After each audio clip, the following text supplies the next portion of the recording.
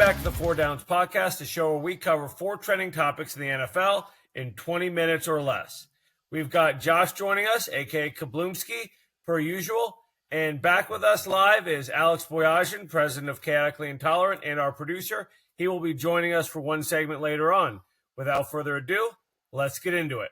As always, we're starting off with Thursday Night Football, where the Jets took down the Texans for their 3rd win of the season, bringing them to 3-6. Of course, the Texans without Stephon Diggs. The Jets, on the other hand, bring in Devontae Adams for his 2nd game, and featuring Hassan Reddick back from his holdout, they get the job done. Oh, yeah. Looking at this game, obviously watching it and then rewatching the highlights, I don't think I understood in real time how bad the Jets looked in the first half. Both teams looked like bottom 5 teams in the NFL that first half. Of course, the Jets were able to turn around in the second half. Aaron Rodgers throws for 3 touchdown passes, including one to Garrett Wilson, which is an early candidate for Catch of the Year. If you haven't seen that, go on TikTok, YouTube, look that up. It was OBJ-esque, to say the least. Oh, yeah. My take on this game, first off, I don't really care what the Jets do at this point. A team that is capable of losing 5 consecutive games is not going to make the playoffs. In order for them to make the playoffs, statistically, they would probably have to go on a 4 to 5 game win streak just to keep themselves in the debate. A team that loses 5 games in a row isn't going to win 3 or 4 games in a row. And a playoff team isn't going to have roughing the punter, roughing the long snapper penalties to extend drives. They're not going to be dropping balls on the way into the end zone. That is just lackadaisical, sloppy play.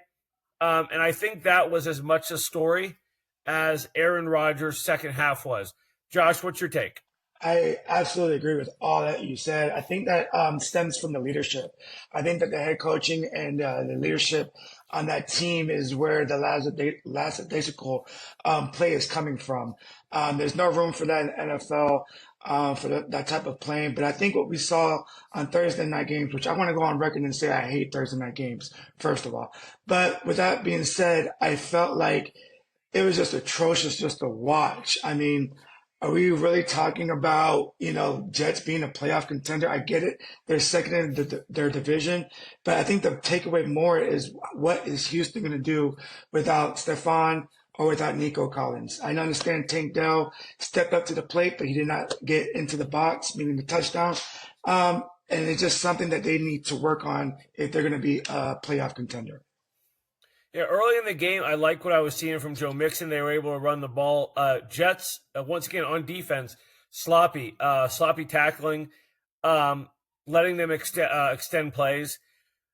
I agree with you. They're not a playoff team, but I know the media is going to push that. ESPN and the NFL wants the Jets in the playoffs. They want that Aaron Rodgers redemption story. Right. I just don't see it happening. And you'd think that maybe it's time for Robert Saleh to go if it's a head coaching problem. Just kidding.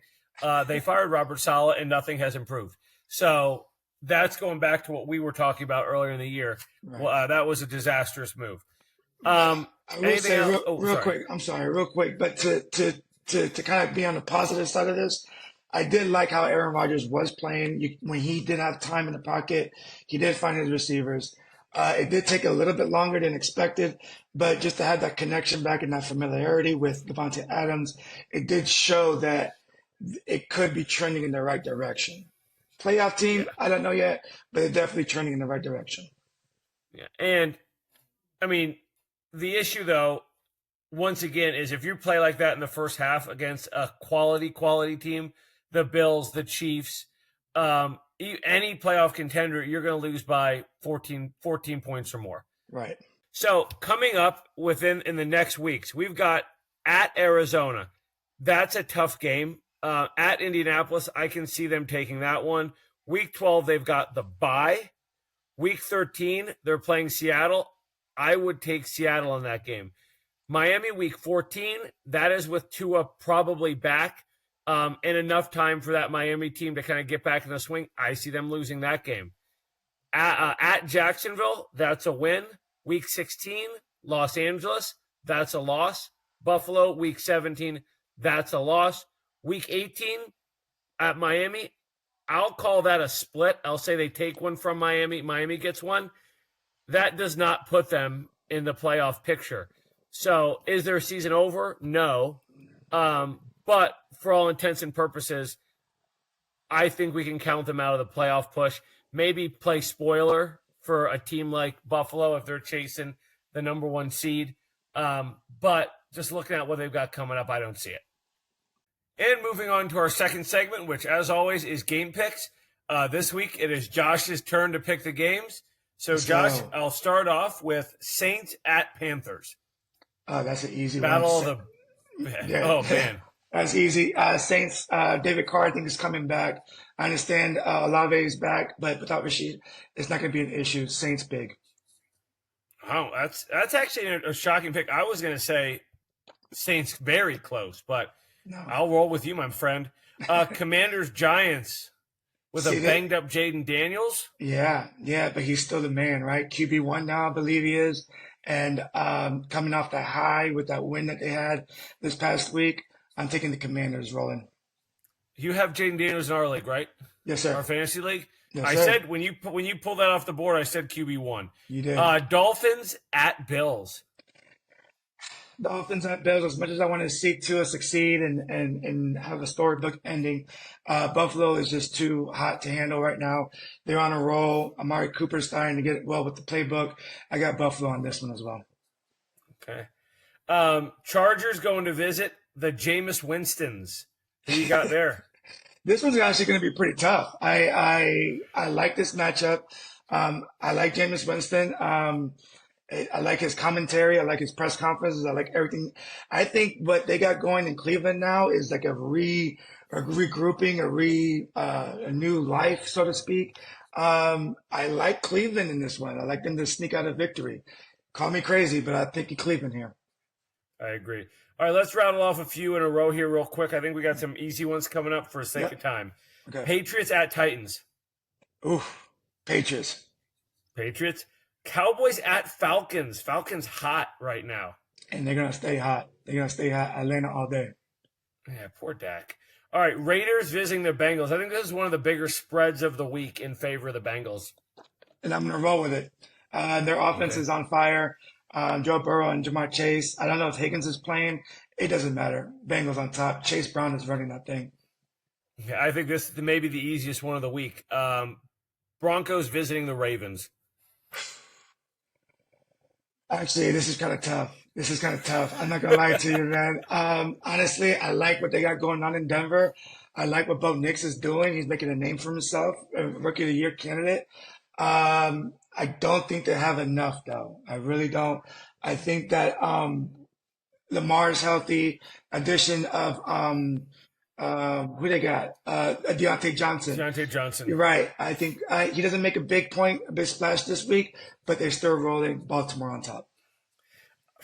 I don't know. I commend you for I would say if the Ravens hadn't lost last week, that this could be close, but I don't see the Ravens losing 2 in a row to teams that they are far better than. But my boy Caleb Williams going to visit the Cardinals. Who you got there? There was a tough loss for the Bears. I think they come back. They got a little chip on their shoulder. I'm taking Chicago. That's my favorite game of the week, actually. Jaguars at the Eagles. Eagles, tough place to play at in Philly all the time. Jaguars don't have enough firepower. Eagles are rolling a little bit, and I'm picking the Eagles. All right, this is my second favorite. Oh, no, this is my third favorite game of the week. I forgot we got a great one on Sunday afternoon coming up. Rams, Seahawks. Anytime you play at the 12th man, it's tough to beat them. And I believe this game is in Seattle. I know Puka is kind of hurt right now. That's a question mark. I think that Seattle's running game is the difference maker here. I'm picking Seattle. Okay, and I'm going to come back to the last 425 game when we have a little more time. Real quick so we can talk about the Lions-Packers. Who do you got, Colts-Vikings? I like this game. Yeah, I do too. Flacco's the man. I know there's some controversy at the quarterback position over there in Indianapolis. I'm sure we'll talk about that later. But Minnesota's defense is just too much to handle right now. I'm picking Minnesota at home. Okay, and my actual favorite game of the week. The Lions going to Green Bay in Lambeau. Tough. Lions rolling. Yes, This yes. is a This is tough. tough. I'm glad I don't have to pick this game. Yeah, this is gonna be a tough one, but you know what?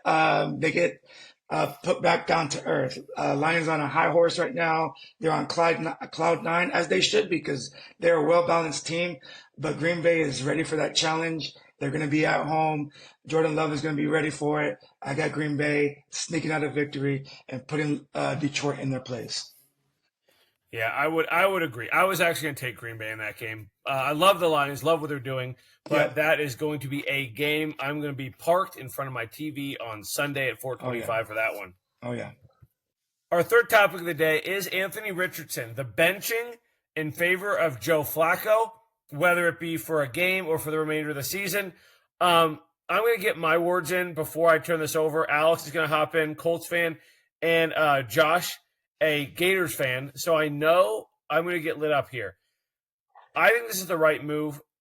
I don't see any excuse for a professional athlete, especially a quarterback, to ask to be removed from a game because he's tired.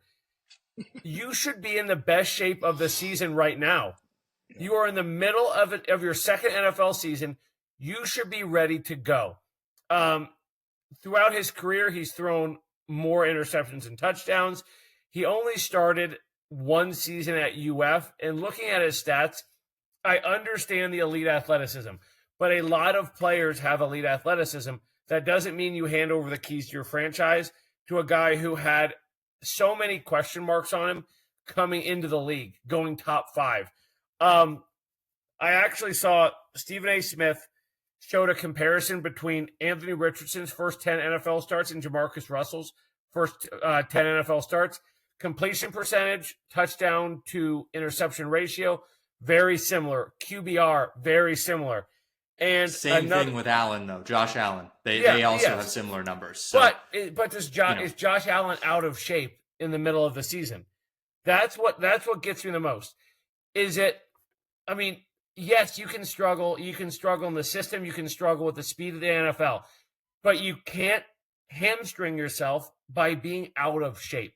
That just shows a lack of dedication to the team and the organization that is investing their future in you. On the flip side, why do you turn the game over to Joe Flacco if you want to invest in Anthony Richardson's long-term future, which tells me they might be brewing a backup plan in Indianapolis? But I'm going to turn this over to you guys because you probably know better than me, being fans of Anthony Richardson and the Colts. We're definitely going over the 5-minute mark, by the way, to the audience. Okay. This is not going to be able to be under. So, Josh, I want to let you get your take off first. All right. So first things first, I feel like we are spoiled as fans and as spectators of the sport. We want the rookie to come in and make a splash immediately. I feel like CJ Stroud was an example of that last year, coming in, setting the world on fire. We got to understand these guys are coming in. They're still kids. They're still learning the game. They're still learning the speed of the game. And they're, like Alex said earlier, he's developing still. His number of starts are very low, all that stuff. But the guy is uber talented. He's a freak of nature. My thing is that coaches need to realize that when you do have a development player, give the reins to that veteran first. Let the guy that you're developing sit back with the notepad and just take notes. I don't care how uber talented he is. Let him sit back and take notes. I think the Patriots did that this year with Jacoby Brissett and Drake May. That is something that is being lost in the NFL nowadays, is that we want them to come in here and set the world on fire. Not everybody has a CJ Stroud. Not everybody has a Jaden Daniels. Those are they coming in with baggage already. They got experience already. That was not something that Anthony Richardson had in his back pocket. I think that the Indianapolis Colts organization kind of set him up for failure here. When you have a veteran backing him up, put him in there. Let whatever the team needs to do, but let your developmental player develop. That's what he is called, a developmental player, for a reason. I think that when he does get back, because he will be back, he's going to play with a chip on his shoulder. And I truly, truly believe that when he does come back, he's not going to set the world on fire, but he's going to take the opportunities given to him and he's going to learn from it, and he is going to make the right decisions and grow from his mistakes in the past. I seen the guy play in high school. I seen the guy play in high school. Yeah. Guy was uber, like head over heels, way better than the next person. But we just got to let this guy. This is the NFL. This is the top of the top. Let that man get a chance to develop and use his talents the way it should be. That's all I got to say. Yeah, there was no reason for him to play year one. There was absolutely no reason. He ended up getting hurt anyways, right, which probably hurt his development a little bit more. Now I don't really think sitting behind Gardner Minshew is as valuable as sitting behind a Joe Flacco. Mm-hmm. Joe Flacco has forgot more about football than Gardner Minshew knows. And I love Gardner Minshew. So that's not a slight to Gardner Minshew, but he's just younger. He's a younger guy. He's not Joe Flacco won a Super Bowl MVP. Right. So I want to get that out of the way. Joe gives Indy the best chance to win. There's stats to prove that. There is the eye test to prove that Anthony Richardson just does not pass the eye test. Now you can compare him to Josh Allen or Jamarcus Russell right now. And yes, statistics wise, yeah, Richardson doesn't have it. There's also a lot of really good things about Richardson. If you look up his highlight reel, like you can equate his highlight reel to anyone in the NFL, and you could say, oh, it's actually better than this guy. It's better than that guy. I mean, he had a throw over Aaron Donald last year in a 20-point second half comeback. We ended up losing in overtime, but he brought us back from a 20-point deficit in the second half. Aaron Donald is wrapping Richardson up, and he literally throws a bullet over Donald. He's like, his arm is wrapped around him. It's one of the greatest throws I've ever seen. Just a crazy throw, accuracy-wise, which he rarely has. It was there. So he has the skill. It's just all those other little things that he just does not have ironed out. And I'm actually okay with the trial by fire this year, those first few games. See what you have. But now we're headed into a tough stretch. Indy has Minnesota. They have Buffalo. They have the Jets. And then they have Detroit. Ooh. Okay. You're at 4-4. You are very much in this playoff race right now. And believe it or not, although Richardson sitting might not be the best for his development because he needs the snaps, you need to build a winning culture just as much as you need to develop him. And right now, the most important thing to your culture is winning, because the culture is not happy right now. No one's happy, because even though they're 4-4, a few of those wins you can really credit to Joe Flacco. And the other couple wins that you have with Richardson are ugly. They're gross. They're disgusting. They don't look good. They're not fun. You're playing really crappy teams. Okay? So I'm fine with them benching him. I think it's actually going to be really good for Richardson, because he hasn't had an opportunity when he's truly healthy to sit behind Flacco for an extended period of time and really learn. The tap out moment was a young idiot rookie moment. He knows it was stupid. I'm sure he does. That is getting way blown out of proportion. That is what a young kid would do. And you know what? He made a mistake, and I think he apologized for it. But everyone's saying that being benched is going to kill his confidence. Let's look at Jackson Holliday for the Baltimore Orioles.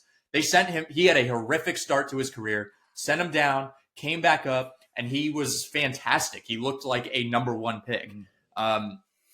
I would say going 2 of 15 in the first half, throwing an interception that was essentially a pick six, that was the difference in a massive divisional game, would kill your confidence a lot more than saying, listen, Anthony, you're struggling right now. You need to sit and reset your brain.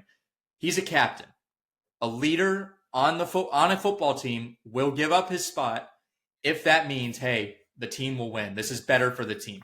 That's what a captain does. And if sitting for the better player so your team can win kills your confidence to the point your career is over, you were never going to work out in the first place. It was never going to happen, and in any situation whatsoever.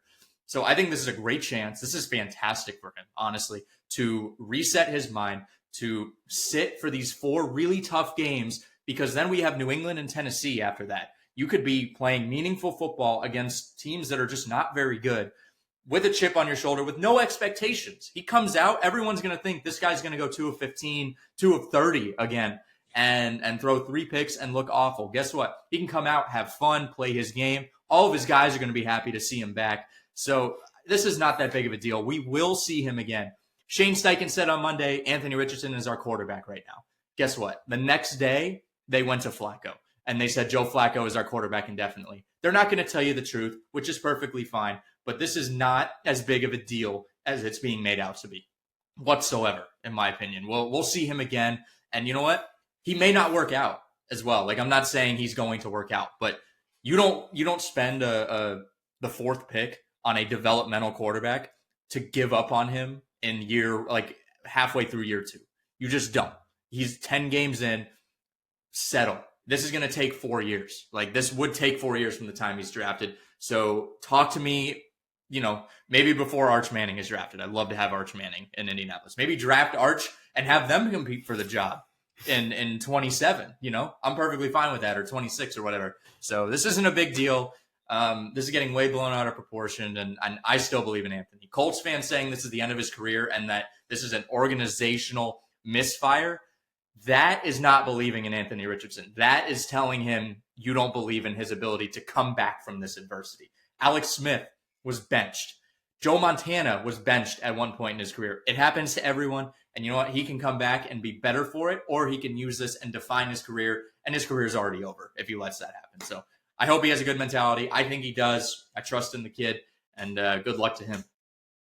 Monday Night Football, you notice we skipped in our game picks. That is because the Chiefs and the Bucs are going head-to-head, me versus Josh, and we want to spend a few minutes on that. We went over in our last segment, so we're going to do this one real quick.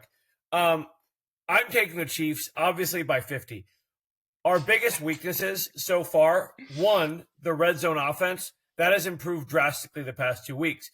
And then Mahomes' odd inability to get Kelsey the ball early in the season. This is a great team to get him going against. He had a decent week last year, I believe 90 yards and a touchdown. Last week against Atlanta, the Bucs gave up 81 yards and 2 touchdowns to tight ends. The week before that, Baltimore 100 yards to tight ends. I expect Kelsey to have a great game. I also expect Chris Jones to be all over Baker Mayfield this week. I feel like the Bucs just kind of play into our strengths, and we sort of play into their weaknesses. Sorry, Josh. One interesting thing to watch: the Bucs and the Chiefs are the top third down offenses in the NFL this season.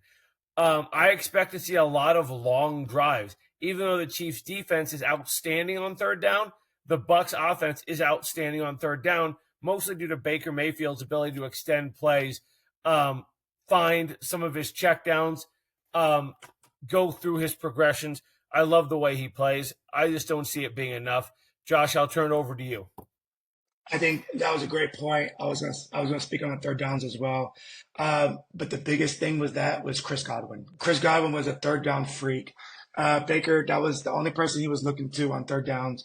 And that's just such a big hole that we're having now. Not able to have Chris Godwin and Mike Evans, obviously, on the outside. We don't have nobody stepping up. It's not that next man up mentality. It's just that next man up is not capable of it. Timing, we have a lot of timing routes in our offense, and that timing mechanism is not there, that he had with Chris Godwin and Mike Evans. I do believe that this game is going to be won and lost in the trenches. I remember you mentioned Jones. On the flip side of that, our defensive line, we need to put pressure on Patrick. He likes to move around out there. If we can set the edges, contain the edges, and have Vita Vea eat in the middle, I think this game might be closer than people think. I do think that you guys are going to win. I don't think we have enough firepower on the offensive side, but I think that with our defensive line, if they can set the tone early, that's going to be a difference maker. I like the fact that you guys have Kelsey rolling again. Our weaknesses are receivers, whatever you're tight end or wide receiver, whoever it is, I can go out there and catch passes against our DBs. It's atrocious. I do like Winfield back there commanding the back end, but the short game just kills us. That plays into you guys' strengths. Like I said, this game might be closer than you think if we can control that offensive line, defensive line. Well, as it is my show, I get the last word. Chiefs by 50. All right, I'll go right into our outro because Casey's looking for me. He wants to play. We good? All right, 3, 2, 1. That wraps up another episode of the Four Downs Podcast. As always, thank you for watching. Josh, thank you for joining us. And Alex, thank you for stepping in on a topic today. Check out Chaotically Intolerant Multimedia Productions on Instagram, TikTok. Follow me, Spring Hill Sports Cards, on Instagram and TikTok. Check out the Kablumski Sports Show on Instagram. Josh, I believe you're going to be getting a TikTok up here fairly soon as well, correct? Oh, yeah. Awesome. Oh, yeah. We'll let you know. Yeah, we'll let you know on that. Guys, thank you. We'll see you next time. Kablumski.